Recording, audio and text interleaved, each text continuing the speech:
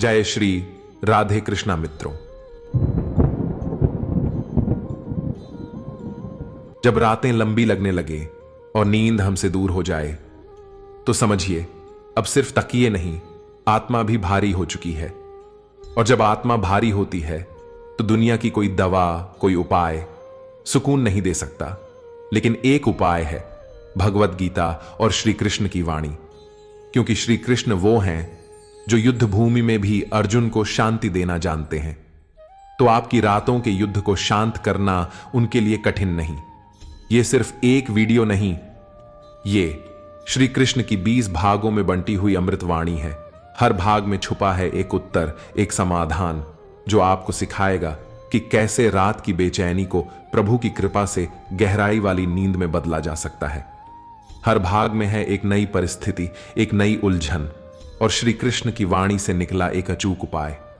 20 रातें, 20 मार्ग और अंत में एक ही सत्य। मन शांत हो जाए तो नींद अपने आप आ जाती है। अब मन से सुनिए और आत्मा से समझिए, क्योंकि यह श्री कृष्ण की कृपा है जो आपको इन पंक्तियों तक लेकर आई है। अब कमेंट में जय श्री कृष्ण लिखिए और प्रभु का आशीर्वाद अपने जीवन में आमंत्रित कीजिए। अगर ये शब्द आपके मन को छू जाएं, तो इस वीडियो को लाइक करें और चैनल को सब्सक्राइब करें, क्योंकि यहीं से शुरू होती है आपके भीतर की सबसे गहरी नींद, श्री कृष्ण की शरण में। जय श्री कृष्ण। पहला भाग। वो रातें जब नींद नहीं आती। रात के 11:30 बज चुके थे। मोहल्ले की सारी बत्तियां बुझ चुकी थीं, लेकिन एक घर की खिड़की से अब भी रोशनी झांक रही थी। उस घर में अकेले बैठे थे श्याम बिहारी लाल।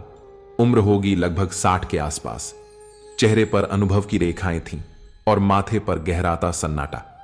धीमी आवाज में रेडियो गा रहा था और वो चुपचाप उस आवाज के साथ गहरी सांसें ले रहे थे, जैसे खुद से भागने की कोशिश कर रहे हों। वो बिस्तर पर लेटते, फिर उठकर बैठ जाते, कभी किताब खोलते, फिर बंद कर देते। एक तक छत को घूरते रहते, जैसे वहां कोई जवाब टंगा हो जो बरसों से अधूरा है। नींद उनसे रूठ गई थी। न कोई शारीरिक दर्द था, न दवाई की कमी, पर मन भारी था, जैसे बीते वर्षों की कोई पोटली सिरहाने रख दी गई हो जो अब खुलना ही नहीं चाहती।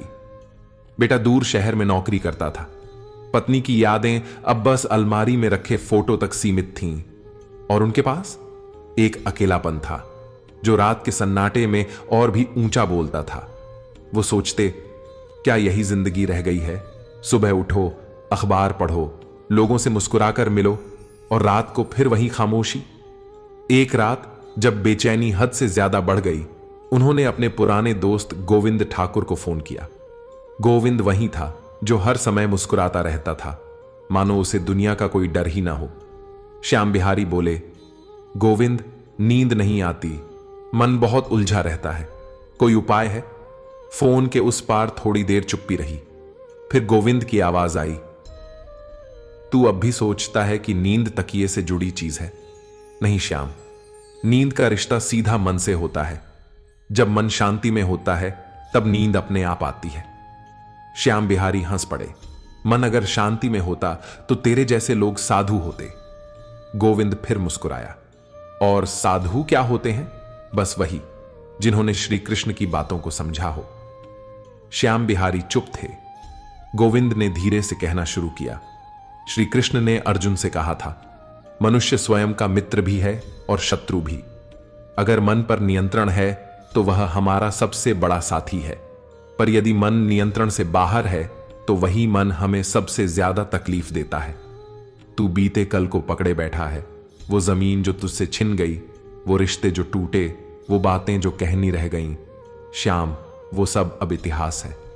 श्री कृष्ण कहते हैं, जो हुआ अच्छा हुआ, जो हो रहा है अच्छा हो रहा है, और जो होगा वह भी अच्छा ही होगा। ये सोच ले, तेरा अतीत तेरे अनुभव थे, तेरी परीक्षा नहीं। जिस दिन तूने स्वीकार कर लिया कि जीवन में सब कुछ किसी न किसी कारण से हुआ है, उसी दिन नींद लौट आएगी, बिना किसी दवाई, बिना किसी जतन। श्याम बिहारी की आंखों से एक बूंद आंसू बहा, पर वो आंसू दर्द का नहीं था, वो आंसू था स्वीकार का। उन्होंने कहा, क्या सच में सिर्फ सोच बदल देने से नींद लौट सकती है? गोविंद ने शांत स्वर में उत्तर दिया, नींद से पहले शांति आती है, और शांति तब आती है जब हम खुद से लड़ना बंद कर देते हैं। श्री कृष्ण की वाणी लड़ाई नहीं सिखाती, वो मन को जीतना सिखाती है। और जब मन जीत जाओगे तब नींद तुझसे दूर नहीं रहेगी। उस रात श्याम बिहारी ने ना टीवी चलाया ना किताब खोली। वो बस लेटे और धीरे धीरे आंखें मूंद लीं। भीतर कहीं एक नई रोशनी थी और मन में एक नई स्वीकृति। बाहर अंधेरा था लेकिन अंदर कहीं सुबह हो चुकी थी। दूसरा भाग। बंद दरवाजों वाला मन कभी नहीं सोता। रात के ठीक 12 बजे घड़ी की टिक टिक अब ज्यादा साफ सुनाई देने लगी थी। आसपास हर दरवाजा बंद था, पर एक मन अब भी खुला था, बेचैनी से, थकावट से और भारीपन से। श्याम बिहारी लाल अंधेरे कमरे में दीवार से टिक कर बैठे थे। पंखा चल रहा था लेकिन पसीना आ रहा था। खिड़की खुली थी लेकिन हवा जैसे रुक गई हो। और इस बार परेशानी कुछ अलग थी। वो यह नहीं जान पा रहे थे कि उन्हें बेचैनी किस बात की है। ना कोई ताजा झगड़ा, ना कोई दुखद घटना, ना ही कोई स्वास्थ्य समस्या। फिर भी दिल घबराया हुआ था, जैसे अंदर कुछ टूट रहा हो। और सबसे बड़ा डर कि कहीं मैं पागल तो नहीं हो रहा। नींद अब एक सपना लगने लगी थी, जैसे सबको मिलती है पर मुझे नहीं। उस दिन उन्होंने सुबह होते ही गोविंद ठाकुर को बुलाया, वही दोस्त जिसने पिछली बार श्री कृष्ण की एक बात से उनके मन में थोड़ा ठहराव ला दिया था। गोविंद आए और आते ही बोले, चेहरा तेरा सब बता रहा है, आज तो और भी उलझन में है श्याम। श्याम बिहारी ने भारी आवाज में कहा, गोविंद, आज तो कोई कारण भी नहीं समझ आता, पर लगता है जैसे भीतर कुछ बंद है। एक डर, एक बेचैनी जो बिना चेहरा दिखाए सताए जा रही है। ना कोई दृश्य, ना कोई बात, लेकिन मन मानो कांप रहा है। गोविंद ने चुपचाप उनकी बात सुनी, फिर कुछ देर बाद बोले, क्योंकि तू भावनाओं को दबा दबा कर यहां तक ले आया है और अब वो तेरे अवचेतन मन से जागकर तुझे जगा रही है। श्री कृष्ण ने गीता में एक अत्यंत गहरी बात कही है, इच्छाएं जब पूरी नहीं होती तो वो क्रोध और असंतोष में बदल जाती है, और जब वो भीतर दब जाती है तो व्यक्ति विवेक खो देता है। श्याम, तूने वो इच्छाएं कभी व्यक्त नहीं की जो तुझे भीतर ही भीतर खा रही हैं। तूने उन बातों को कभी महसूस करने नहीं दिया जिससे तू टूटा था, जिसे तूने सिर्फ इसलिए नजरअंदाज किया ताकि समाज के सामने मजबूत दिख सके। पर श्री कृष्ण कहते हैं, मनुष्य की मुक्ति तब होती है जब वह अपने भीतर के बंधनों को पहचानता है और फिर उन्हें छोड़ता है। ये बेचैनी, ये डर, ये अनजान घबराहट, ये तेरी वही दबी हुई इच्छाएं और भावनाएं हैं जो तूने कभी स्वीकार नहीं किया। एक उपाय है जिसे श्री कृष्ण की दृष्टि से जोड़कर देख। आज से तू एक काम कर, रात को बिस्तर पर लेटते समय केवल 5 मिनट अपने आप से कुछ सच्चे सवाल पूछ। क्या आज मैंने कोई भावना दबाई? क्या आज मैंने कुछ ऐसा सोचा जो कह नहीं पाया? क्या कोई रिश्ता है जहां मैं बस दिखावे में मुस्कुरा रहा हूं? और जो भी उत्तर आए उसे बस कागज पर लिख दे। बोलना जरूरी नहीं, पर लिखना जरूरी है। ये लेखन श्री कृष्ण की उस साधना की तरह है जहां वे कहते हैं, ध्यान की पहली सीढ़ी है भीतर झांकना। जब तू अपने भीतर की असल बातें शब्दों में उतार देगा, तब मन के बंद दरवाजे खुलने लगेंगे और नींद जो अब तक बाहर खड़ी थी, तेरे मन में अपने आप प्रवेश कर जाएगी। श्याम बिहारी चुपचाप देख रहे थे, जैसे कोई रोशनी अंदर उतर रही हो। उन्होंने धीरे से कहा, शायद आज पहली बार मैं अपने ही मन से बात करूंगा, बिना डर के। गोविंद मुस्कुराया, और वही पहली सीढ़ी है उस नींद की ओर जो तुझे हर रात पुकार रही है, लेकिन तेरा मन ही दरवाजा नहीं खोल रहा था। उस रात श्याम बिहारी ने एक सादा कागज लिया और पहली बार अपने भीतर से बाहर एक संवाद लिखा। नींद उस रात आई, बिना शोर के, बिना दवा के, बस शब्दों के सहारे। तीसरा भाग। भीतर का बोझ हल्का हो जाए तो नींद लौट आती है। दोपहर के 3 बजे थे। गर्मी ज्यादा नहीं थी, लेकिन श्याम बिहारी लाल के कमरे में जैसे घुटन सी भरी हुई थी। कमरे की खिड़की आधी खुली थी, पंखा चल रहा था, लेकिन उनका मन जैसे किसी बंद कमरे में कैद था। बिस्तर पर लेटे लेटे वो छत को घूर रहे थे। आंखें थकी हुई थीं, लेकिन नींद पास नहीं फटक रही थी। कई बार उन्होंने आंखें बंद की, करवट ली, तकिया बदला, पर हर कोशिश नाकाम रही।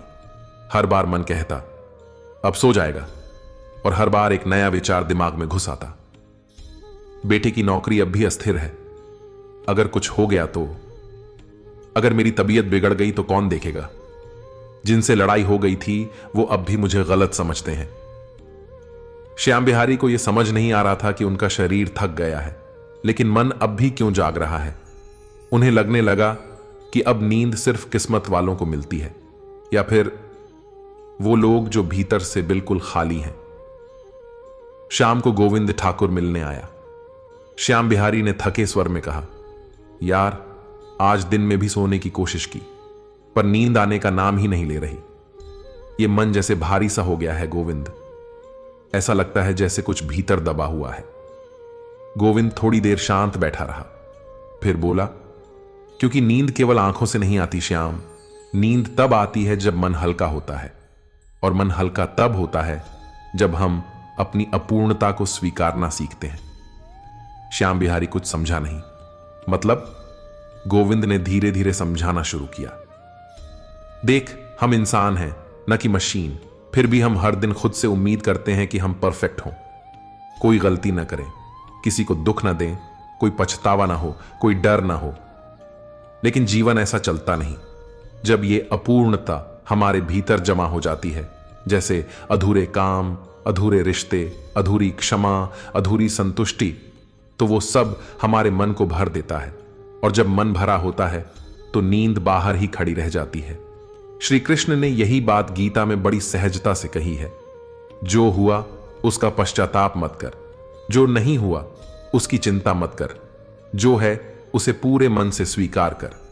वो कहते हैं, तू इस संसार में पूर्ण नहीं आया है, तू सीखने आया है। और जो सीखने आया हो उसके साथ गलतियां भी होंगी, असफलताएं भी होंगी, लेकिन वही तो जीवन है। श्याम, तेरा मन अभी तक खुद से लड़ रहा है। तू खुद को माफ नहीं कर पा रहा। तू अब भी चाहता है कि बीता हुआ कल दोबारा लिखा जाए। पर श्री कृष्ण कहते हैं, मुक्ति चाहो तो पहले क्षमा सीखो, दूसरों को भी और खुद को भी। एक उपाय है जो तू आजमा कर देख। रात को सोने से पहले 5 मिनट आंखें बंद करके खुद से बस एक बात कह, मैंने आज जो किया वो मेरी समझ और स्थिति के अनुसार था। अगर कुछ अधूरा रह गया हो तो कल सुधार लाऊंगा, लेकिन आज की रात मैं खुद को क्षमा करता हूं। यह अभ्यास मन को भावनात्मक बोझ से मुक्त करता है। यह एक प्रकार का आत्मिक डिटॉक्स है, जिसे श्री कृष्ण क्षमा और समर्पण का नाम देते हैं। श्याम, जब तू खुद को स्वीकार कर लेगा, तब नींद तुझसे नाराज नहीं रहेगी। नींद कोई बाहरी मेहमान नहीं है। वो तो तभी आती है जब घर यानी मन साफ हो, खाली हो, शांत हो। श्याम बिहारी की आंखें नम हो गईं। उन्होंने धीमे से सिर हिलाया और बुदबुदाए, शायद अब मैं पहली बार खुद को माफ करने जा रहा हूं। रात को उन्होंने ठीक वही किया। पलकों के पीछे एक एक गलती को स्वीकारा और दिल से कहा, तू भी मेरा ही हिस्सा है, जा, माफ किया। उस रात भीतर जैसे कोई बोझ उतर गया, और नींद, वो तो जैसे इंतजार में ही थी, आते ही सीने से लग गई। चौथा भाग, तुलना का जहर नींद का दुश्मन बन जाता है। रात के 10:30 बज चुके थे। टीवी पर खबरें चल रही थीं, लेकिन आवाज बंद थी। श्याम बिहारी लाल एकटक स्क्रीन को देख रहे थे, जैसे कुछ ढूंढ रहे हों, शायद किसी पुराने सपने की परछाई।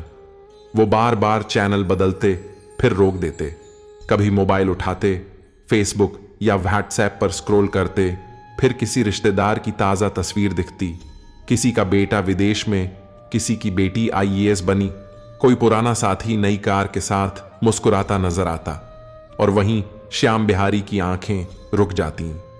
चेहरे पर हल्की मुस्कान होती, लेकिन भीतर कोई आवाज फुसफुसाती, क्यों नहीं हो पाया तू वैसा। रिटायरमेंट को 8 साल हो चुके थे। बचपन से मेहनत की, जिम्मेदारियां निभाई, पर आज जब जिंदगी के इस पड़ाव पर पहुंचे तो मन पूछता, क्या सच में मैं सफल हूं? नींद आने से पहले अब यही सिलसिला होता था। दूसरों से खुद की तुलना, अपने अधूरे सपनों का हिसाब और एक अंतहीन बेचैनी। बिस्तर पर लेटते ही वो सारे चेहरे आंखों के सामने घूमते जो किसी न किसी माने हुए मापदंड पर उनसे आगे निकल चुके थे। ये तुलना धीरे धीरे जलन में बदलती, जलन गुस्से में, और गुस्सा एक ऐसी बेचैनी में जो नींद को कोसों दूर ले जाती। अगली शाम उन्होंने गोविंद ठाकुर को बुलाया।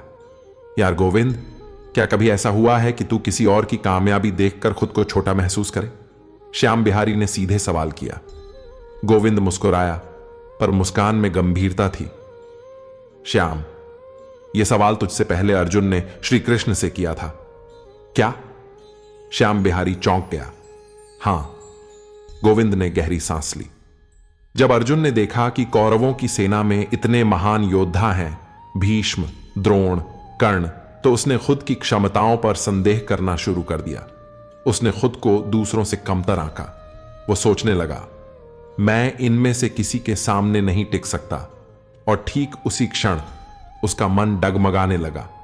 श्री कृष्ण ने तब कहा, स्वधर्म निधनम श्रेयः परधर्मो भयावह, अर्थात अपने मार्ग पर चलकर मृत्यु भी हो जाए तो वह उत्तम है, परंतु दूसरों की राह अपनाना केवल भय और भ्रम का कारण है। श्याम, तुलना उस नींद की सबसे बड़ी दुश्मन है जिसे तू हर रात तलाशता है, क्योंकि जब तू दूसरों के पैमाने से खुद को मापता है तो तू हर बार अधूरा निकलता है, चाहे तेरे पास कितना भी हो। श्री कृष्ण कहते हैं, हर आत्मा का मार्ग अलग है, उसकी यात्रा अलग है। दूसरे का यश देखकर अपना अपयश मान लेना अपने जीवन का अपमान है। एक अभ्यास है जो तू आजमा कर देख। रात को बिस्तर पर जाने से पहले अपने ही जीवन की 3 ऐसी बातें सोच जो तेरे ही कारण किसी और की जिंदगी में प्रकाश बनी। शायद वो बेटा जो तेरी मेहनत से पढ़ा, या वो रिश्ता जो तेरे धैर्य से बना रहा, या वो दिन जब तूने किसी जरूरतमंद को सहारा दिया। फिर खुद से कह, मैं वही हूं जिसने इन बातों को जन्म दिया और कोई दूसरा मेरी जगह यह नहीं कर सकता था। यह अभ्यास स्वीकृति और आत्मसम्मान का भाव लाता है, जिसे श्री कृष्ण ने स्वधर्म कहा है। और जब तू अपने स्वधर्म को स्वीकार कर लेता है तो मन शांत हो जाता है, तुलना बंद होती है और नींद बिना द्वार खटखटाए भीतर आ जाती है। श्याम बिहारी उस रात कमरे में अकेले थे, लेकिन अब उन्होंने मोबाइल नहीं उठाया।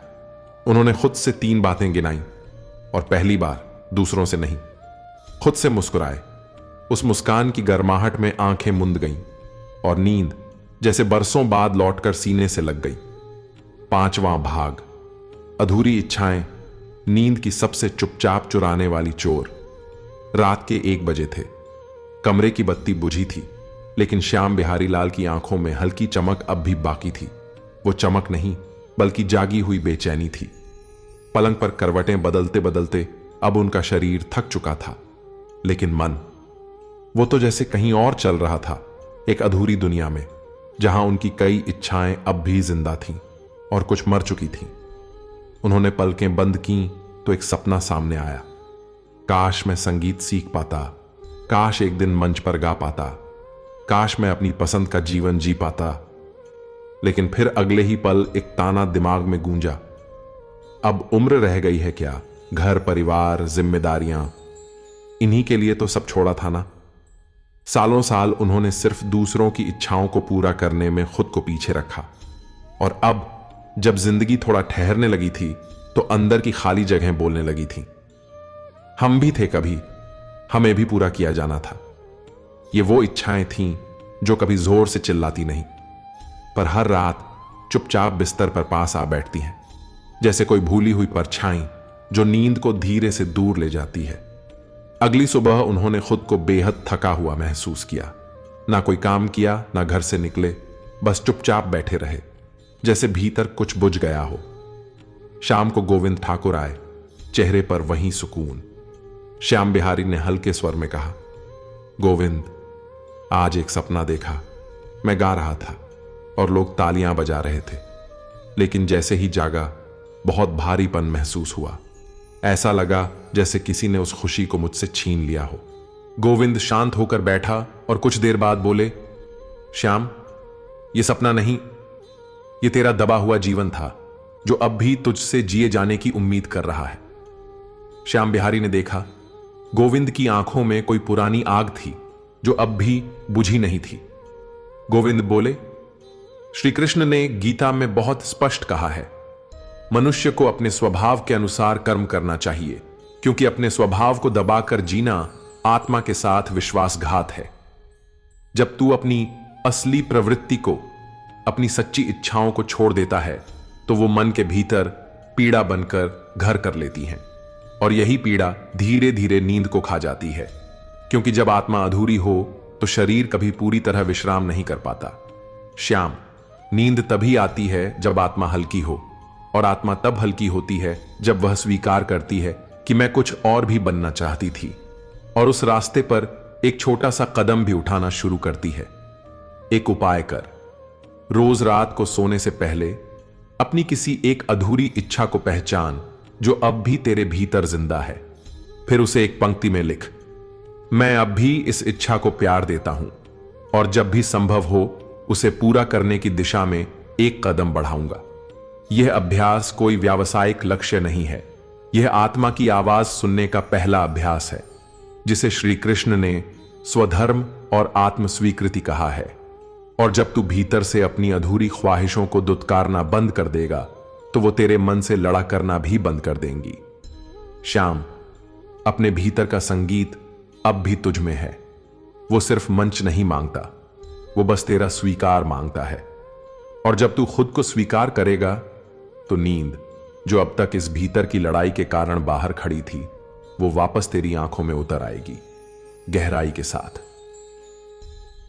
श्याम बिहारी ने उस रात एक पुराना रजिस्टर निकाला जिसमें कभी उन्होंने गाने के बोल लिखे थे। उनके हाथ कांप रहे थे पर मन स्थिर था। उन्होंने पहली बार उस अधूरी इच्छा को स्वीकार किया, मैं अब भी संगीत से प्रेम करता हूं, और यह प्रेम कभी बूढ़ा नहीं होता। नींद उस रात आई, शांत, आत्मीय और पूर्ण, क्योंकि पहली बार आत्मा ने खुद से कहा, मैं अधूरी नहीं हूं, मैं चल रही हूं। छठा भाग, जो अपने डर को पहचान ले वो फिर चैन से सो पाता है। रात के करीब 3 बज रहे थे। चारों ओर गहरी खामोशी थी, न कुत्तों की आवाज, न हवा की सरसराहट, सिर्फ घड़ी की टिक टिक जो हर बीतते पल के साथ श्याम बिहारी लाल की बेचैनी बढ़ा रही थी। वो इस वक्त बिस्तर पर लेटे नहीं थे, वो खिड़की के पास कुर्सी पर बैठे थे, हाथ में गिलास और माथे पर पसीना। रात के इस पहर उनकी आंखों में नींद नहीं, डर था। हां, इस बार समस्या कुछ और थी, भविष्य का डर। उन्हें हर रोज लगने लगा था कि कुछ बुरा हो सकता है, कोई अनहोनी, कोई बीमारी या अकेलेपन में डूब जाने का डर। एक ऐसा डर जिसे शब्द नहीं दिए जा सकते, पर जो हर रात उनके भीतर से उठकर बाहर आ जाता। अगर मैं कल ना उठूं तो, अगर बेटे को मेरी जरूरत पड़ी और मैं न रहा तो, अगर सबने मुझे भुला दिया तो। ये सवाल, ये डर अब उनका हिस्सा बन चुके थे, और यही डर हर रात नींद की राह रोक देता। अगली शाम जब गोविंद ठाकुर घर आया तो श्याम बिहारी लाल ने एक गहरा सवाल पूछ लिया, गोविंद, क्या तुझे कभी मौत से डर नहीं लगता, या इस बात से कि तेरा जीवन अधूरा रह जाएगा? गोविंद कुछ पल शांत रहा, फिर धीरे से बोला, डर सबको लगता है श्याम, लेकिन जो डर को पहचान लेता है वही उससे मुक्त हो पाता है। और डर की जड़ क्या है जानते हो? अज्ञान। श्री कृष्ण ने गीता में अर्जुन से जब यह कहा कि मन जो जन्मा है वह मरेगा, और जो मरेगा वह फिर जन्म लेगा, तो उनका उद्देश्य डर हटाना था, जीवन से नहीं, बल्कि मृत्यु और भविष्य को लेकर जो संशय है उसे दूर करना। श्याम, जब तू रोज सोचता है क्या होगा, तो तू इस पल की नींद कुर्बान कर देता है उस कल के लिए जिसे अभी आया ही नहीं।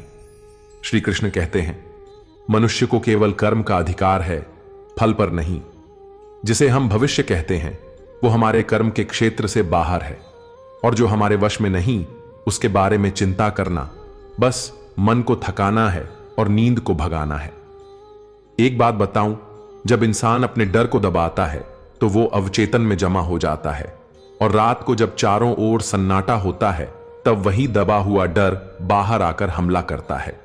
इसलिए डर को दबाओ नहीं, देखो, उसे आंखों में आंखें डालकर पहचानो, और फिर उससे कहो, मैं तुझे जानता हूं पर तुझसे डरता नहीं। तू है क्योंकि मैं सोच रहा हूं, पर मैं तेरी सोच को बदल सकता हूं। श्री कृष्ण कहते हैं, जो आत्मा को जानता है वह किसी भी चीज से नहीं डरता, क्योंकि आत्मा अमर है, अडिग है, और नींद उस आत्मा की सबसे सरल लेकिन पवित्र शरण है। श्याम, आज से एक अभ्यास शुरू कर। सोने से पहले 5 मिनट अपने डर को लिख। हां, डर, जैसे मुझे बीमारी से डर लगता है, मुझे अकेले मरने से डर लगता है, मुझे असफलता का डर है। फिर हर लाइन के बाद एक और लाइन जोड़, लेकिन मैं जानता हूं कि यह मेरा भ्रम है और मैं इसे श्री कृष्ण को समर्पित करता हूं। जब तू डर को शब्द देता है और फिर उन्हें ईश्वर को सौंप देता है, तो वो डर धीरे धीरे तुझसे दूरी बना लेता है। श्याम बिहारी ने उस रात वही किया।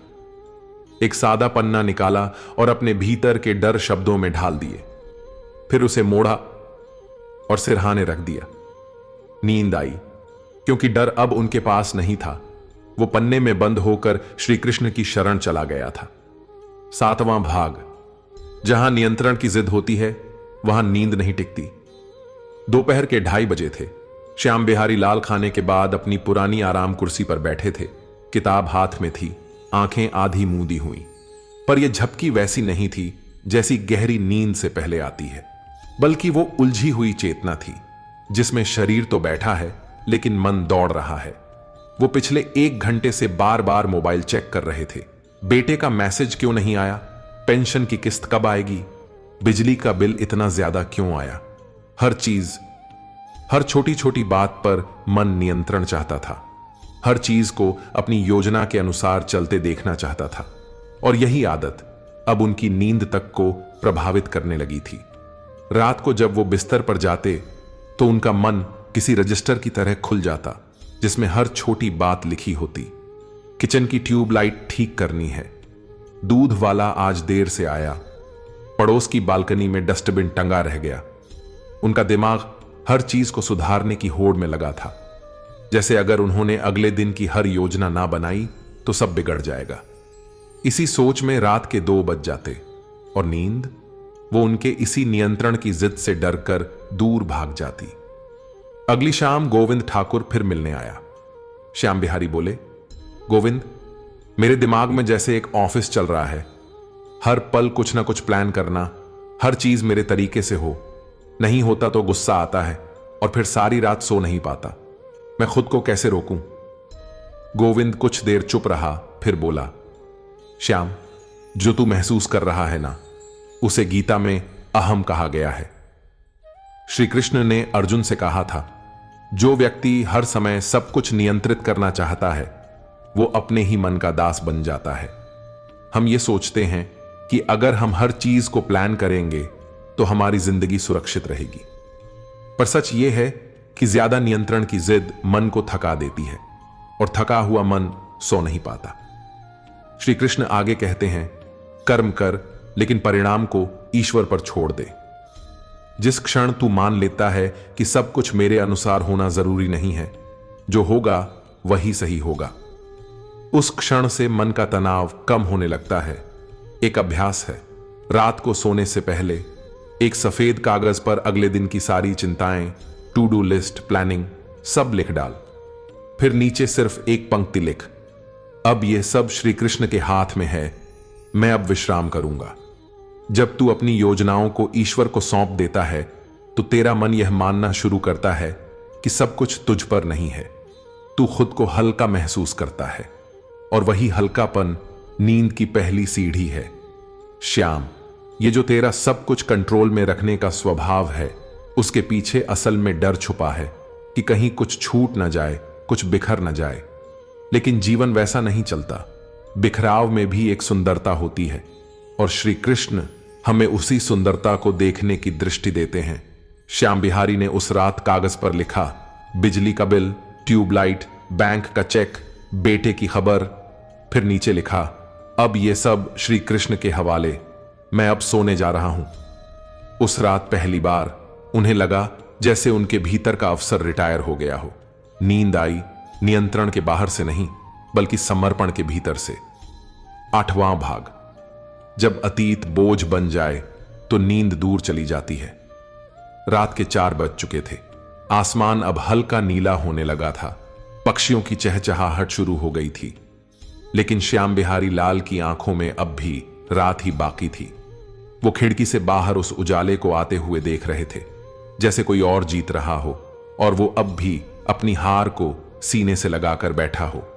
पलकों में थकान थी, लेकिन दिल में बेचैनी। और ये बेचैनी हर रात एक ही रास्ते से लौटती थी, उन बातों के रास्ते से जो बीत चुकी हैं पर भूलती नहीं। अगर उस समय वो बात ना कहता तो रिश्ता बच सकता था। काश मैंने समय रहते नौकरी ना छोड़ी होती। अगर माफ कर देता तो शायद अब अकेला ना होता। इन अगर और काश ने उनके वर्तमान को काट काट कर रख दिया था।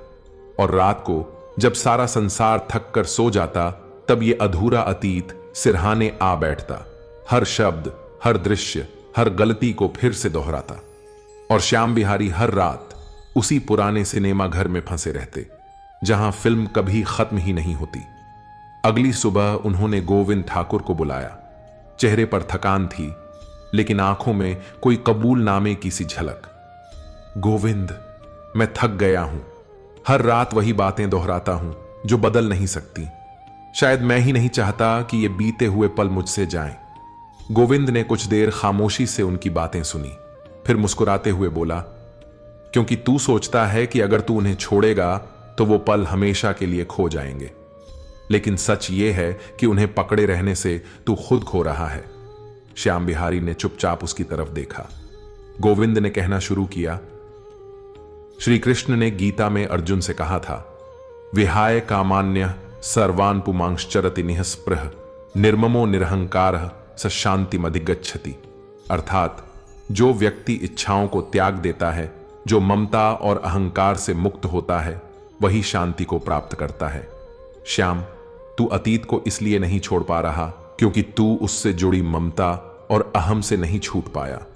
तेरा मन बार बार कहता है, मैं सही था, उसने मेरे साथ गलत किया, काश मैं उसे साबित कर पाता। पर श्री कृष्ण कहते हैं, जैसे शरीर पुराने वस्त्रों को त्याग कर नए वस्त्र पहनता है, वैसे ही आत्मा पुराने अनुभवों को त्यागती है। जिस अतीत को तू पकड़ कर बैठा है, वो अब केवल स्मृति है, अनुभव है। उसे अनुभव की तरह रख, सज्जा की तरह नहीं। एक उपाय कर, हर रात सोने से पहले 5 मिनट एक पुराना दृश्य याद कर जो आज भी तुझे भीतर से कचोटता है। फिर अपनी आंखें बंद कर और कल्पना कर कि तू उस पल में वापस गया है, और अब वहां खड़े होकर खुद से कह, अब मैं तुझे माफ करता हूं और उस पल को मुक्त करता हूं। यह क्रिया हीलिंग विजुअलाइजेशन कहलाती है, जिसे गीता की भाषा में अनासक्त भाव कहा गया है। जब तू अतीत को पकड़ना छोड़ देता है तो वह तुझे सताना भी छोड़ देता है।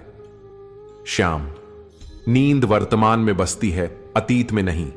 और जब तू हर रात अपने आज में लौटेगा तो तेरी नींद तेरे पास लौट आएगी, गहरी, पवित्र और शुद्ध। उस रात श्याम बिहारी ने आंखें बंद की और अपनी सबसे पुरानी याद को भीतर बुलाया। एक छोटी सी क्षमा की भावना, एक छोटा सा समर्पण, और नींद जैसे बरसों से इंतजार कर रही थी, धीरे से उनकी आंखों में उतर आई। 9वां भाग। जब मन हर वक्त व्यस्त रहे तो नींद रास्ता भटक जाती है। रात के 11 बज चुके थे। श्याम बिहारी लाल अब भी मोबाइल स्क्रीन पर उंगलियां चला रहे थे। कभी मौसम की खबरें देखते, कभी पुराने फोटो, फिर कोई वीडियो, और फिर सब कुछ बंद कर आंखें बंद कर लेते। लेकिन आंखें बंद होती तो मन चालू हो जाता। कल गैस सिलेंडर बुक कराना है। अरे हां, राशन कार्ड का नंबर अभी तक अपडेट नहीं हुआ। बेटे को वो फॉर्म भेजना था। पंखे की आवाज ज्यादा आ रही है, कहीं खराब ना हो रहा हो।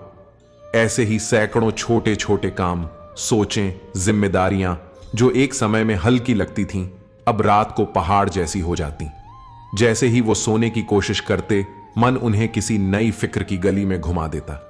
फिर चाहे दिन में कोई थकावट हो या ना हो, रात भर यही सोच की मशीन चलती रहती थी। अगली सुबह उठते ही चेहरे पर वही बोझ, थकी हुई आंखें, सुस्त चाल और अंदर से टूटा हुआ सुकून। शाम को जब गोविंद ठाकुर आए तो श्याम बिहारी ने हंसते हुए कहा, लगता है मेरा दिमाग अब भी सेवानिवृत्त नहीं हुआ है। कभी कभी लगता है कि सोते समय भी कोई काम कर रहा होता है अंदर। थक जाता हूं गोविंद, सच में थक गया हूं। गोविंद गंभीर हो गया। श्याम, ये जो हर वक्त व्यस्त रहने की आदत है ना, इसे श्री कृष्ण ने बहुत पहले पहचान लिया था। उन्होंने कहा था, मन का स्वभाव है भागना, पर बुद्धिमान वह है जो उसे थामना जानता है। अर्जुन जब युद्ध भूमि में खड़ा था, उसका मन भी इधर उधर भाग रहा था, कभी रिश्तों की ओर, कभी कर्तव्यों की ओर, कभी डर की ओर। श्री कृष्ण ने तब कहा, योगस्थ कुरु कर्माणि संगम त्यक्त्वा धनंजय, अर्थात हे अर्जुन, योग में स्थित होकर आसक्ति त्याग कर कर्म कर। श्याम, हमारा मन तब भागता है जब हम हर काम से जुड़ जाते हैं, भावनात्मक रूप से, जिम्मेदारी के रूप में या डर के कारण। और जब मन भागता रहता है तो वह कभी विश्राम नहीं कर पाता, और जो मन विश्राम नहीं करता वह शरीर को भी सोने नहीं देता। एक अभ्यास बता रहा हूं, और जिसे श्री कृष्ण की भाषा में निष्काम ध्यान कहा गया है। रात को सोने से पहले अपनी सभी अधूरी सोचों को एक एक करके कल्पना में एक बहती नदी में बहा दो। हां, आंखें बंद करो और सोचो कि हर विचार एक पत्ता है जिसे तुम नदी में डाल रहे हो। पत्ता 1, कल बिल जमा करना है, नदी में छोड़ा। पत्ता 2, रिपोर्ट अभी तक आई नहीं, नदी में छोड़ा। पत्ता 3, बेटे की चिंता, धीरे से नदी को सौंप दिया। श्री कृष्ण कहते हैं, जब मन निष्क्रिय हो और आत्मा शांति में हो, तभी सच्चा विश्राम आता है। श्याम, तू हर काम को करने की जल्दी में, हर सोच को पूरा करने की जिद में अपने मन को आराम नहीं दे रहा, और नींद को बुलाने के लिए पहले मन को चुप कराना जरूरी होता है। श्याम बिहारी ने उस रात मोबाइल बंद किया, लाइट धीमी की और बिस्तर पर बैठकर आंखें बंद की। एक एक सोच को पत्तों में बदलकर नदी में बहाते रहे। कुछ देर बाद उनका मन भी उस बहाव के साथ बह गया, और फिर नींद भी उस नदी में उतर आई, शांत, धीरे और पूरी तरह समर्पित। 10वां भाग। जब रिश्तों की टीस दिल में छुपी हो, तब नींद आंखों से दूर रहती है। रात के करीब 2 बज चुके थे। श्याम बिहारी लाल एक बार फिर पानी पीने उठे थे। प्यास असली नहीं थी, आदत बन चुकी थी। रात के उस समय उठना, थोड़ा चलना, शायद मन बहल जाएगा। पर मन कहां बहल रहा था। आज भी बिस्तर पर लौटते हुए उनकी निगाह उस तस्वीर पर टिक गई। दीवार पर टंगी एक पारिवारिक फोटो जिसमें पूरा परिवार मुस्कुराता हुआ था, पर वो मुस्कान अब इतिहास बन चुकी थी। उनका बेटा अब फोन भी कम करता था। बहू से बातचीत तो लगभग बंद ही हो चुकी थी। पोती की तस्वीरें बस व्हाट्सएप स्टेटस पर आती थीं, बिना कोई शब्द, बिना कोई संवाद। उनका दिल जानता था कि उन्होंने जानबूझकर कोई गलती नहीं की, लेकिन कुछ चीजें रिश्तों में कब बिगड़ जाती हैं, इसका पता अक्सर बहुत देर से चलता है। आज भी वही सवाल दिल में उभरा, क्या मैं वाकई अकेला रह गया हूं? रिश्तों की ये टीस जो दिन में किसी को नजर नहीं आती, वो रात के अंधेरे में तेज आवाज में बोलती है, और नींद इस आवाज को सुनते ही डर कर कहीं और चली जाती है।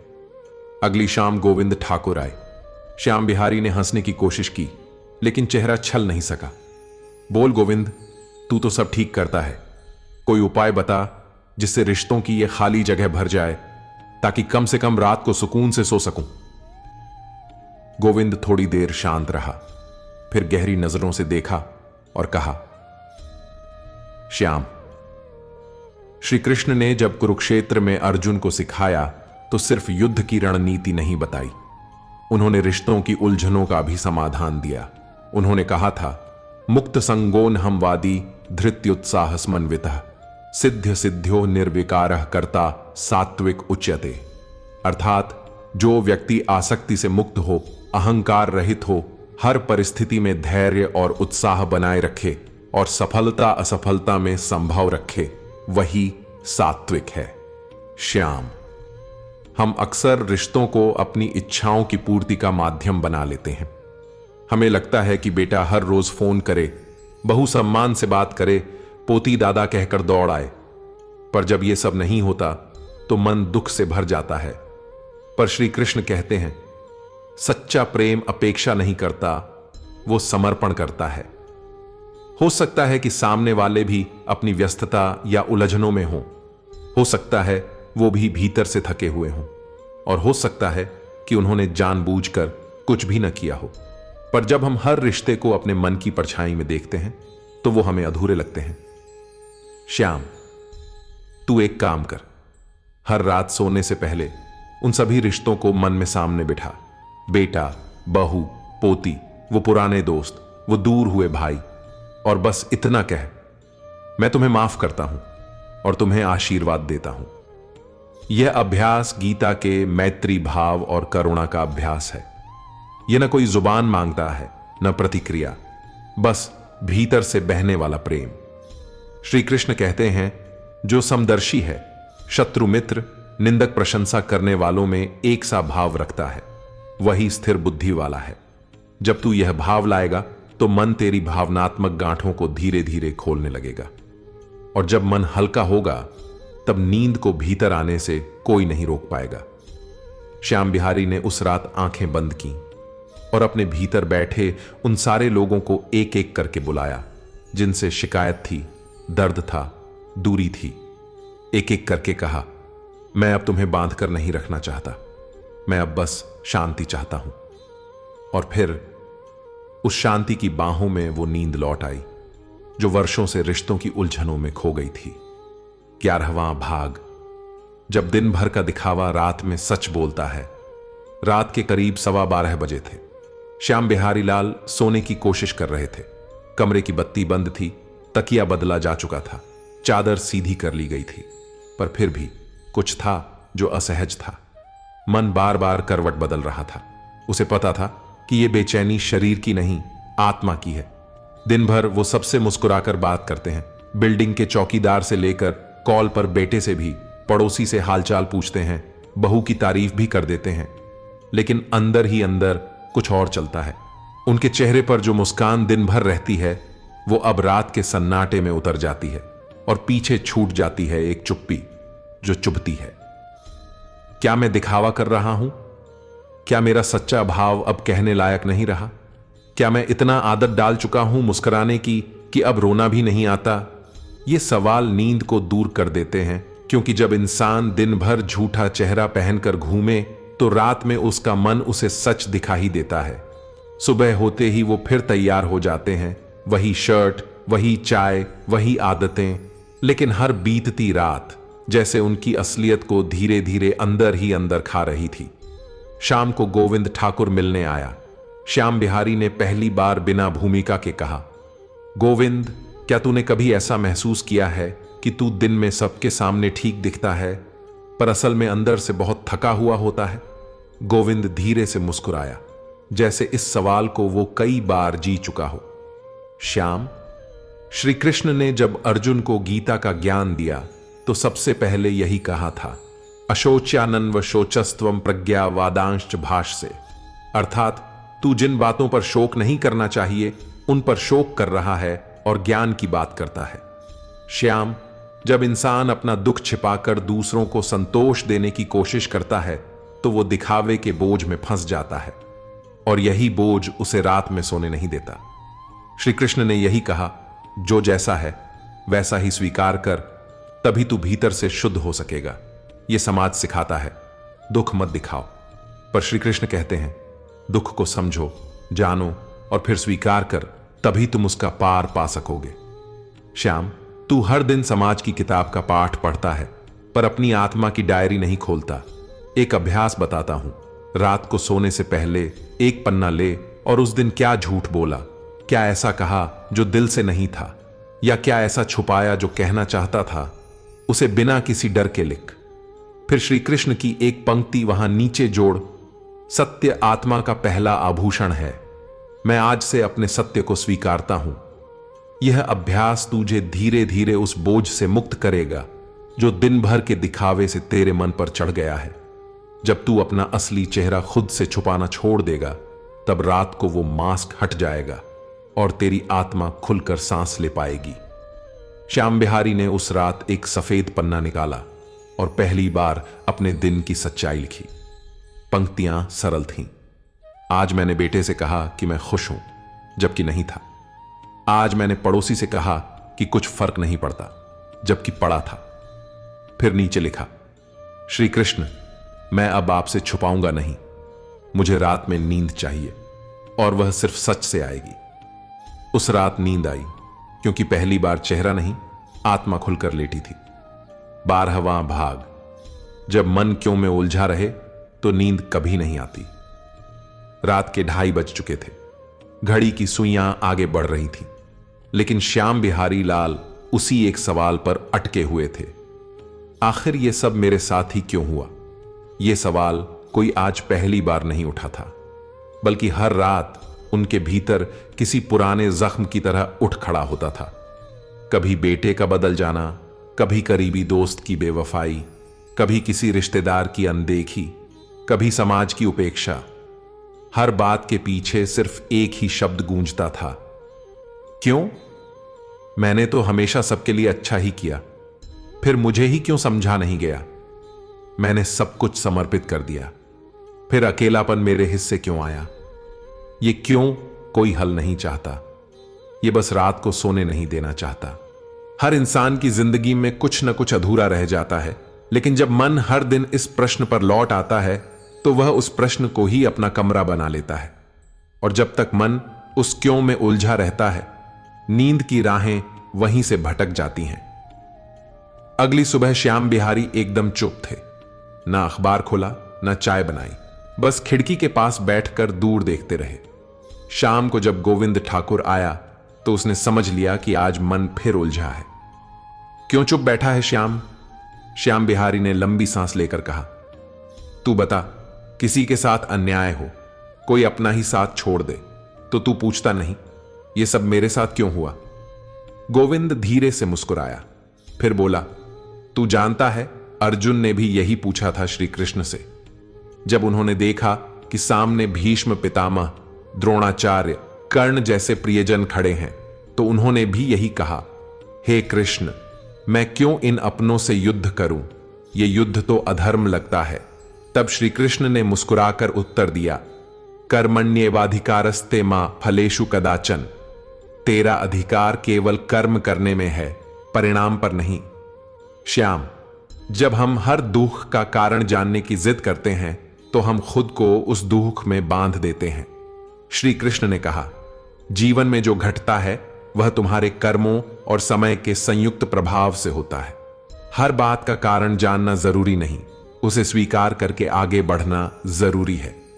देख, जब तू सोचता है, क्यों मुझे धोखा मिला, क्यों मेरे बच्चे मुझसे दूर हो गए, क्यों मेरी बात नहीं मानी गई, तो तू हर रात वही दरवाजा खटखटा रहा होता है जो कभी खुलने वाला ही नहीं।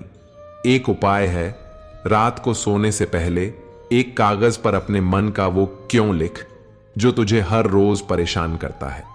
फिर उसके नीचे एक पंक्ति लिख, इस प्रश्न का उत्तर आज नहीं भी मिला तो भी मैं आज शांति से सोऊंगा, क्योंकि श्री कृष्ण ने कहा, कुछ उत्तर समय देगा, कुछ मौन। श्याम, तू जब क्यों का पीछा करना छोड़ देगा तब जवाब तुझे खुद चलकर मिलेंगे, और जब जवाब की चिंता नहीं रहेगी तो मन शांति से बहेगा और नींद खुद ही आकर तुझे छू जाएगी। उस रात श्याम बिहारी ने अपने कागज पर लिखा, क्यों मैं अकेला रह गया, और नीचे लिखा, अब यह उत्तर श्री कृष्ण को सौंपता हूं। मैं आज सिर्फ विश्राम चाहता हूं। पलंग पर लेटते समय उन्होंने पहली बार किसी प्रश्न को अधूरा छोड़ने दिया, और उसी अधूरेपन में उनकी नींद पूरी हो गई। 13वां भाग। जब मन हर किसी को खुश करने में थक जाए। रात के 1 बज चुके थे। श्याम बिहारी लाल आज फिर सबसे आखिर में बत्ती बुझाकर सोने आए थे। दिन भर कोई ना कोई आता जाता रहा। किसी ने अपने दुख सुनाए, किसी ने मदद मांगी, किसी ने भावनात्मक सहारा लिया, और हर बार श्याम बिहारी ने मुस्कुराकर सबकी बातें सुनी, सहारा दिया, सलाह दी, हां में हां मिलाई। यहां तक कि कुछ बातों से खुद सहमत ना होते हुए भी वो सामने वाले को संतुष्ट करके ही रुके। क्यों? क्योंकि वो किसी का दिल नहीं तोड़ना चाहते थे, क्योंकि उन्हें लगता था कि ना कहना मतलब खुद गर्जी, क्योंकि उन्हें लगता था कि हर किसी को खुश रखना उनका फर्ज है। पर अब यह फर्ज बोझ बन चुका था। रात को जब वो खुद अपने भीतर गए तो उन्हें लगा जैसे उनके पास खुद के लिए कुछ बचा ही नहीं। मैं खुद से आखिरी बार कब बात की थी? मैंने खुद के मन की कितनी बार नहीं सुनी। हर किसी की खुशी के पीछे दौड़ते दौड़ते उन्होंने खुद को ही पीछे छोड़ दिया था। और यही कारण था कि जब पूरी दुनिया चैन से सोती, उनका मन थका हुआ होते हुए भी जागता रहता, क्योंकि हर बार उन्होंने सबको आराम दिया पर खुद को कभी विश्राम नहीं दिया। अगले दिन जब गोविंद ठाकुर मिलने आया तो श्याम बिहारी ने कहा, पता है गोविंद, मुझे अब लगने लगा है कि मैं सबकी सुनता सुनता अब खुद की आवाज ही भूल गया हूं। मैं ना कहने से डरता हूं, पर हां, कहते कहते बहुत थक गया हूं। गोविंद ने शांति से सिर हिलाया, फिर बोला, श्याम, श्री कृष्ण ने यही बात अर्जुन को भी समझाई थी। जब अर्जुन ने कहा कि वह सबकी भावनाएं समझ रहा है, भीष्म पितामह की श्रद्धा, द्रोणाचार्य की गुरुत्वता, कौरवों की पारिवारिकता, तो वह अपने कर्तव्य से पीछे हट रहा था। श्री कृष्ण ने तब स्पष्ट कहा, स्वधर्मे निधनम श्रेयः पर धर्मो भयावह, यानी अपने धर्म पर टिके रहना, इवन यदि वह कठिन हो, दूसरों की अपेक्षाओं को ढोने से कहीं श्रेष्ठ है। श्याम, तू सबका बोझ उठाकर खुद को खोता जा रहा है। तू हर किसी को हां कहकर अपने ना को मार रहा है। श्री कृष्ण कहते हैं, जो मनुष्य दूसरों की संतुष्टि के लिए अपने सत्य को दबाता है, वो स्वयं से दूर हो जाता है। और जब कोई स्वयं से दूर हो जाता है तो उसे न चैन मिलता है न नींद। एक अभ्यास कर, रात को बिस्तर पर जाने से पहले खुद से 3 सवाल पूछ। क्या आज मैंने खुद की बात टाली? क्या मैंने किसी के लिए अपनी भावना दबाई? क्या मैंने किसी से ना कहना चाहा पर कह न सका? फिर इन सवालों के जवाब में खुद से कह, मैं भी महत्व रखता हूं, मैं भी श्री कृष्ण की बनाई एक आत्मा हूं और मेरी शांति, मेरी सच्चाई भी उतनी ही जरूरी है। यह अभ्यास तुझे अपने भीतर लौटने की शक्ति देगा और जब तू खुद को स्वीकारेगा तब तेरे भीतर का तनाव धीरे धीरे उतर जाएगा। श्याम बिहारी ने उस रात अपने आप से पहली बार हां कहा और बाकी दुनिया को थोड़ी देर के लिए ना। और उसी रात जब वो अपने भीतर लौटे तो नींद भी लौट आई, जैसे वो भी उसी स्वीकृति की प्रतीक्षा कर रही थी। 14वां भाग। जब भीतर सजा चल रही हो तो नींद कैसे आए? रात के 3 बजे। बाहर सब कुछ शांत था, पेड़ भी थम गए थे, घड़ी भी धीमे धीमे चल रही थी, लेकिन श्याम बिहारी लाल के मन में जैसे अदालत लगी हुई थी। एक अंतहीन मुकदमा जिसमें वो खुद ही वकील थे, खुद ही आरोपी और खुद ही जज।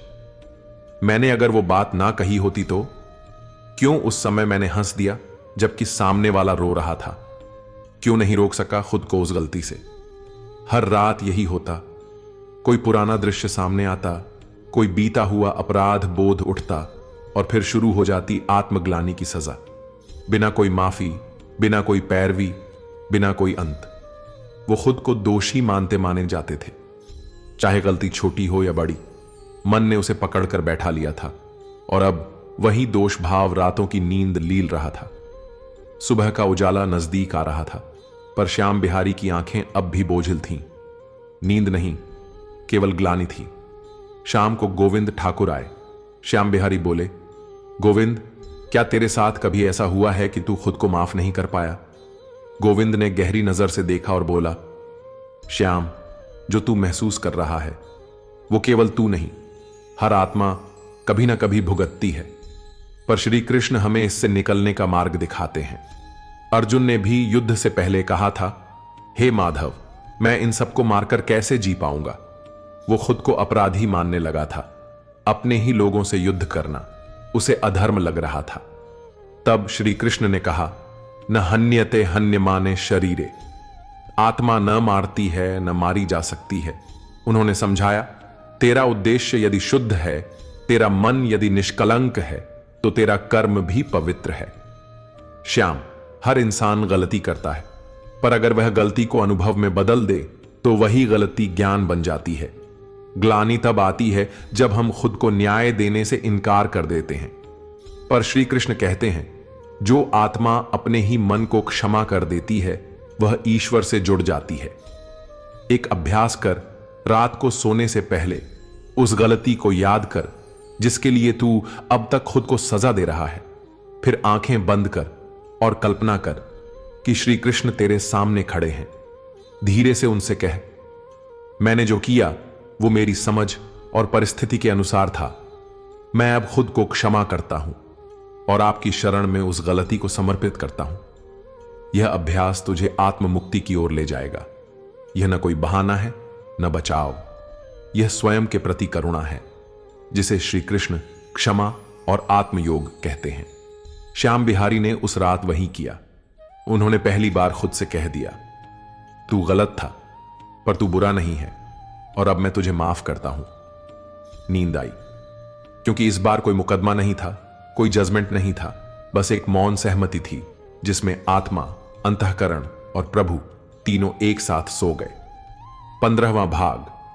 जब भीतर का शोर बंद नहीं होता तो बाहर की शांति भी सुनाई नहीं देती। रात के करीब 11:30 बज चुके थे। घर के बाहर सब कुछ शांत था। सड़कें सुनसान, बत्तियां बुझी हुई, पंछी अपने घोंसलों में। लेकिन श्याम बिहारी लाल का मन अब भी 1000 आवाजों से गूंज रहा था। कोई कह रहा था, कल बैंक जाना है, फॉर्म भरना है। दूसरी आवाज आई, बेटे को कॉल किया था, अब तक जवाब नहीं मिला। तीसरी बोली, तेरी तबीयत 2 दिन से सही नहीं लग रही, डॉक्टर से मिल। और फिर शुरू हो गया वो अंतहीन सिलसिला। हर अधूरी बात, हर छोटी योजना, हर छोटी चिंता जैसे एक शोर में बदल चुकी हो, जिसमें नींद का आना नामुमकिन है। श्याम बिहारी ने आंखें बंद की, लेकिन ये आवाजें अंदर ही अंदर गूंजती रहीं, जैसे कोई सभा चल रही हो और हर विचार अपनी बात सबसे पहले कहना चाहता हो। नींद उस दरवाजे पर खड़ी थी, पर भीतर चल रहे इस शोरगुल से डर कर वो लौट गई। सुबह उन्होंने फिर वही थकान महसूस की। शरीर सुस्त, चेहरा बुझा हुआ और मन अंदर से चिड़चिड़ा। शाम को जब गोविंद ठाकुर आए तो श्याम बिहारी ने हंसी की कोशिश करते हुए कहा, गोविंद, लगता है मेरा दिमाग अब चुप रहना भूल गया है। एक आवाज जाती नहीं कि दूसरी आ जाती है। क्या कभी मन पूरी तरह शांत हो सकता है? गोविंद मुस्कुराया और बोला, श्याम, तू अकेला नहीं है जो यह अनुभव कर रहा है। मन का स्वभाव ही है भटकना, बोलना, याद दिलाना। लेकिन श्री कृष्ण ने गीता में इसका समाधान बहुत पहले दे दिया था। जब अर्जुन का मन युद्ध से पहले विचलित हो रहा था, तब उसने कहा, हे केशव, मेरा मन अत्यंत चंचल है, उसे रोकना बहुत कठिन है। श्री कृष्ण ने तब उत्तर दिया, असंशयम महाबाहो मनोदुर्निग्रहम चलम अभ्यासेन तु कौन्तेय वैराग्येण च गृह्यते। अर्थात, हे अर्जुन, निसंदेह मन चंचल और कठिन है, परंतु अभ्यास और वैराग्य से उसे नियंत्रित किया जा सकता है। श्याम, तेरा मन तुझसे बात करना नहीं चाहता, वो बस खुद को व्यस्त रखकर हर गहराई से बचना चाहता है। इसलिए जरूरी है कि तू उसे अभ्यास से शांति सिखाए। एक अत्यंत सरल लेकिन प्रभावी उपाय बता रहा हूं। इसे कहते हैं मन शुद्धि अभ्यास, और श्री कृष्ण इसे एकाग्र चित्त की साधना कहते हैं। रात को बिस्तर पर जाने से पहले 5 मिनट सिर्फ सांसों पर ध्यान दे। कोई संगीत नहीं, कोई विचार नहीं, बस सांस का आना जाना देख। अगर विचार आए तो घबराना नहीं, बस मन से कह देना, तू बाद में आना, मैं अभी विश्राम में हूं। धीरे धीरे ये अभ्यास तेरे मन को सिखाएगा कि हर आवाज तुरंत बोलना जरूरी नहीं। कुछ बातें मौन में भी रह सकती हैं, और श्री कृष्ण कहते हैं मौन भी एक साधना है और मौन में ही परम शांति बसती है।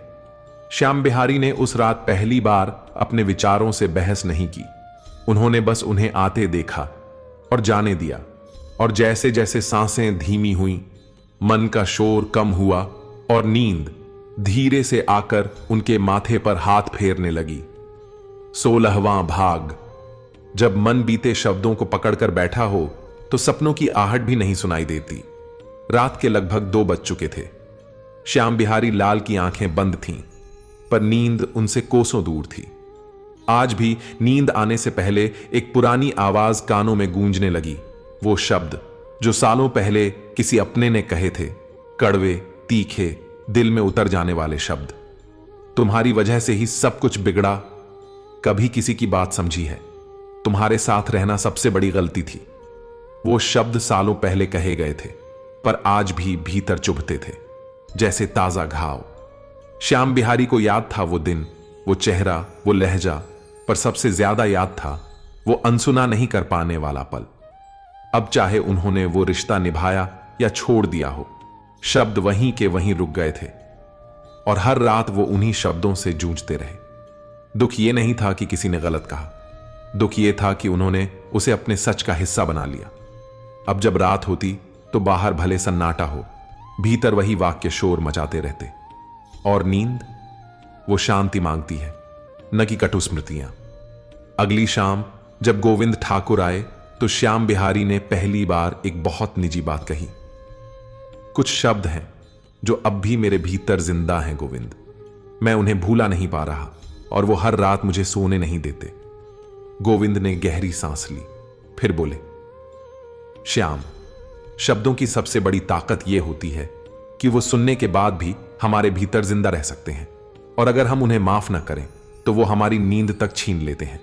श्री कृष्ण ने गीता में कहा है, अद्वेष्टा सर्वभूतानाम मैत्रः करुण एव च। जो किसी से द्वेष न रखे, सबके प्रति मैत्री और करुणा रखे, वही स्थिर मन वाला है।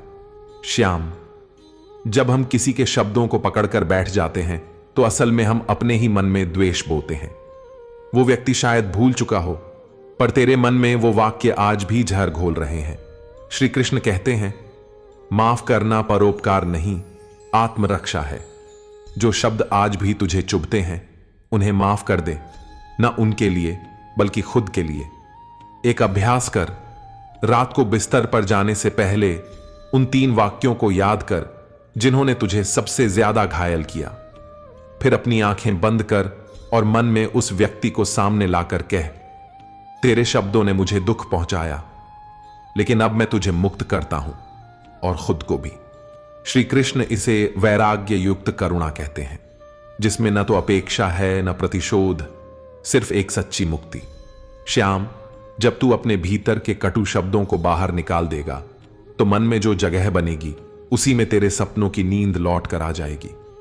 श्याम बिहारी ने उस रात वही किया। उन्होंने 3 पुराने वाक्य याद किए, आंखें नम हुई पर दिल हल्का हो गया, और फिर नींद आई।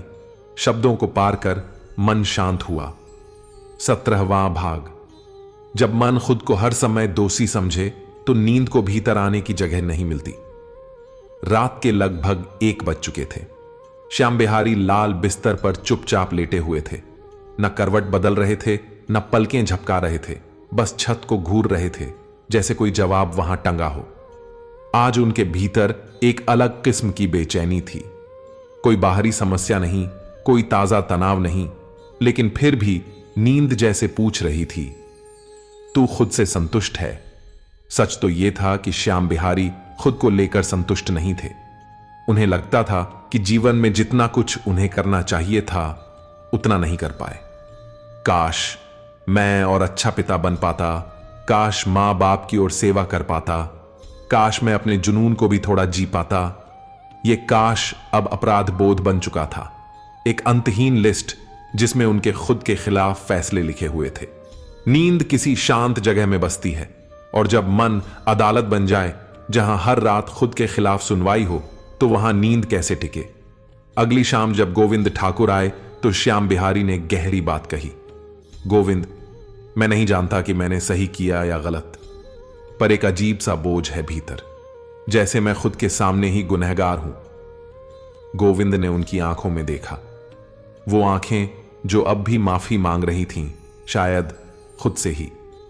फिर वो बोले, श्याम, श्री कृष्ण ने कहा है, न ही कश्चित क्षणमपि जातु तिष्ठत्य कर्मकृत।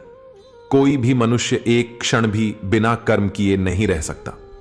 इसका अर्थ सिर्फ कर्म करने की प्रेरणा नहीं है, बल्कि यह भी है कि हम जो करते हैं वो उस समय की हमारी समझ, परिस्थिति और स्थिति के अनुसार होता है। श्याम, तूने अपने जीवन में जो फैसले लिए वो उस समय सही थे, क्योंकि तब तुझे वही सही लगा। अब जब तू पीछे मुड़कर उन्हें देखता है तो तेरी समझ और अनुभव बढ़ चुके हैं, लेकिन उस समय का तू आज जैसा नहीं था। श्री कृष्ण कहते हैं, अपने अतीत को दोष देना वर्तमान को जंजीर में बांधने जैसा है। मन जब खुद के ही विरुद्ध हो जाए तो आत्मा डरने लगती है, और उस डर में नींद गायब हो जाती है। एक अभ्यास कर, रात को बिस्तर पर जाने से पहले अपनी एक पुरानी गलती चुन, फिर आंखें बंद कर और उस समय के खुद से बात कर। कह, तूने जो किया वो तेरी समझ और नियत के अनुसार था। मैं अब तुझे सजा नहीं दूंगा, मैं तुझे अपनाता हूं। यह आत्म स्वीकृति का ध्यान है, जो श्री कृष्ण की दृष्टि में स्वधर्म और करुणा का मार्ग है। श्याम, जब तू खुद के सामने ही अपराधी न रहेगा तो तेरे भीतर की जेल का दरवाजा खुल जाएगा और उस खुले मन में नींद प्रवेश करेगी, सम्मान के साथ, आत्मीयता के साथ। श्याम बिहारी ने उस रात अपने पुराने दोषों को दोहराया नहीं, बल्कि उन्हें गले से लगाया, जैसे कोई अपने ही भूले बिसरे हिस्से को घर लौटने दे। और नींद, वो भी लौट आई, क्योंकि अब मन ने सजा नहीं, स्वीकृति सीख ली थी। 18वां भाग। जब मन को हर बात का प्रमाण चाहिए तो नींद कैसे यकीन करे। रात के 2 बज चुके थे। श्याम बिहारी लाल आज भी नींद की तलाश में थे, पर तकिए पर सिर रखते ही मन एक नई यात्रा पर निकल पड़ा। क्या मैं वाकई एक अच्छा इंसान हूं? क्या सच में सब मुझसे खुश हैं? क्या मेरी बातें लोगों को समझ आती हैं? क्या मैंने जो निर्णय लिए वो सही थे? हर सवाल के बाद मन सबूत मांगता। बताओ, किसने कहा कि तुम सही थे? कोई तारीफ मिली, कोई पुष्टि, कोई सर्टिफिकेट? और जब जवाब ना मिलता तो बेचैनी बढ़ जाती। ये वही बेचैनी थी जो दिखती नहीं पर भीतर से कुतरती है, क्योंकि इंसान जब खुद पर यकीन करना छोड़ देता है और हर बात के लिए दूसरों की मोहर ढूंढने लगता है, तब वो दूसरों की आंखों में तो झांकता है पर अपनी आत्मा से कटा रहता है।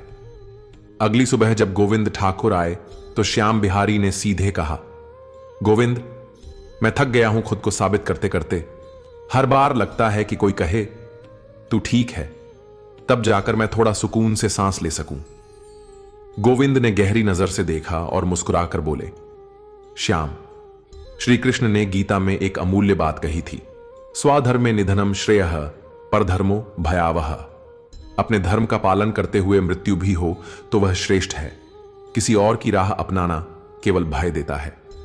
इसका अर्थ है, जब तू अपने मन और आत्मा की आवाज पर चलता है तो तुझे किसी बाहरी प्रमाण की जरूरत नहीं होती, क्योंकि सच्चा आत्मविश्वास भीतर से आता है। बाहर से मिली स्वीकृति बस तात्कालिक सुख देती है, शांति नहीं। श्याम, जब तू दूसरों की स्वीकृति के भरोसे जीता है तो रात को भी तेरा मन उसी स्वीकृति की तलाश में जागता रहता है।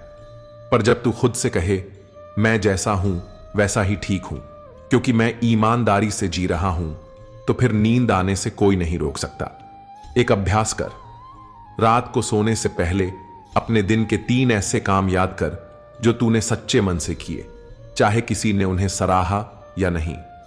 फिर अपने आप से कह, मुझे प्रमाण की नहीं, आत्मसम्मान की जरूरत है और श्री कृष्ण मेरे साक्षी हैं। यह आत्म साक्ष्य अभ्यास तेरे भीतर वो यकीन जागाएगा जो किसी प्रशंसा या आलोचना से परे होता है। श्री कृष्ण कहते हैं, जो अपने अंतरात्मा से संतुष्ट है उसे बाहरी दुनिया की कोई मुहर नहीं चाहिए। श्याम बिहारी ने उस रात वही किया। उन्होंने लिखा, मैंने आज पौधों को पानी दिया, मैंने पड़ोसी की मदद की, मैंने खुद को एक बार नहीं टाला। और फिर लिखा, श्री कृष्ण आप गवाह हैं, मैं ठीक हूं, जैसा हूं वैसा ही। उस रात नींद आई, क्योंकि पहली बार मन ने दुनिया से नहीं, खुद से प्रमाण मांगा था। 19वां भाग। जब मन हर बीती रात को दोहराता है तो नई सुबह की नींद नहीं आती। रात के करीब 12:30 बजे थे। श्याम बिहारी लाल बिस्तर पर लेटे हुए थे, लेकिन उनका मन उसी पुरानी डायरी के पन्ने पलट रहा था जो उन्होंने कभी लिखी भी नहीं थी। वो पन्ने नहीं बल्कि यादें थीं। हर रात का दुख, हर गुजरी हुई गलती, हर छोड़ी गई उम्मीद, हर वो पल जब उन्होंने खुद को छोटा महसूस किया था। कल अगर मैं थोड़ा और चुप रहता तो झगड़ा टल सकता था। उस रात बेटे से बहस नहीं करता तो शायद आज दूर न होता। मेरी ही गलती थी कि मैंने जरूरत से ज्यादा भरोसा किया। हर रात सोने से ठीक पहले उनका मन कल की रातों में लौट जाता, जैसे आज का दिन कभी पूरा हुआ ही नहीं। और फिर नींद, वो दरवाजे पर इंतजार करती रहती कि श्याम बिहारी अब अपने विचारों की अदालत बंद करेंगे। लेकिन वो कोर्ट हर रात खुलता रहा, बिना जज, बिना वकील, पर हर बार एक ही दोषी, मैं खुद। अगले दिन जब गोविंद ठाकुर आए तो श्याम बिहारी ने थके हुए लहजे में कहा, गोविंद, मैं नहीं जानता क्यों, पर हर रात सोने से पहले मन मुझे पिछली रातों की गलियों में घुमा देता है और नींद जैसे रास्ता ही भूल जाती है। गोविंद गंभीर हो गया, फिर बोला, श्याम, श्री कृष्ण ने गीता में जब अर्जुन को युद्ध के लिए खड़ा किया तो अर्जुन की सबसे बड़ी समस्या क्या थी जानते हो? वो अपने बीते रिश्तों, बीती यादों और बीते मोह को वर्तमान पर थोप रहा था। तब श्री कृष्ण ने कहा, योगस्था कुरु कर्माणि संगम त्यक्त्वा धनंजय। हे अर्जुन, तू योग में स्थित होकर कर्म कर और आसक्ति को त्याग दे। श्याम, जब तू हर रात बीते हुए कल को आज की रात में दोहराता है तो तू अपने वर्तमान की नींद को चुरा लेता है। श्री कृष्ण यही समझाते हैं, जो बीत गया वह अब स्मृति है और स्मृति में जीना एक भ्रम में जीना है, एक अभ्यास है जिसे रात का समापन अभ्यास कहते हैं। रात को सोने से पहले अपनी आंखें बंद कर दिन के हर उस दृश्य को मन में देख जहां तूने खुद से लड़ाई की हो। फिर एक एक करके हर दृश्य को कह, मैं तुझे समझता हूं, तेरा सम्मान करता हूं, लेकिन अब मैं तुझे यहीं छोड़ रहा हूं। यह इमोशनल क्लोजिंग का अभ्यास तेरे मन के खुले पन्नों को धीरे धीरे बंद करेगा और जब सभी पन्ने बंद हो जाएंगे तो नींद उस बंद किताब पर सिर रखकर आ जाएगी। श्री कृष्ण कहते हैं, जीवन की हर संध्या एक पुनः आरंभ का अवसर है। श्याम, तू जब हर रात को पूर्ण मानकर सोएगा तो अगली सुबह तुझे अधूरा नहीं लगेगा। श्याम बिहारी ने उस रात अपने मन में चल रही सारी पुरानी रातों को बुलाया, एक एक से हाथ मिलाया और कहा, अब तुम मेरे अनुभव हो, मेरी यातना नहीं। और फिर नींद आई, जैसे कोई पुराना दोस्त जो बहुत दिनों बाद मिलने आया हो। 20वां भाग। जब मन को नींद पर भी भरोसा नहीं रहता। रात के 3 बज चुके थे।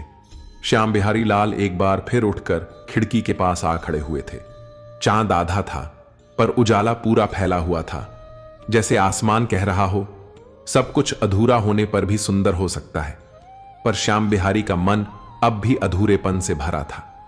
उन्हें अब नींद पर भरोसा नहीं रहा था। कई रातों की टूटन, करवटों की थकावट और निरंतर जागते रहने की आदत ने उन्हें यकीन ही दिला दिया था, शायद अब मेरी नींद मुझसे हमेशा के लिए रूठ गई है। अब तो वो लेटते भी थे तो सिर्फ शरीर की थकान मिटाने के लिए। मन को पता था सोना नहीं है, जैसे नींद अब सपना बन चुकी थी और जागना ही नियत थी।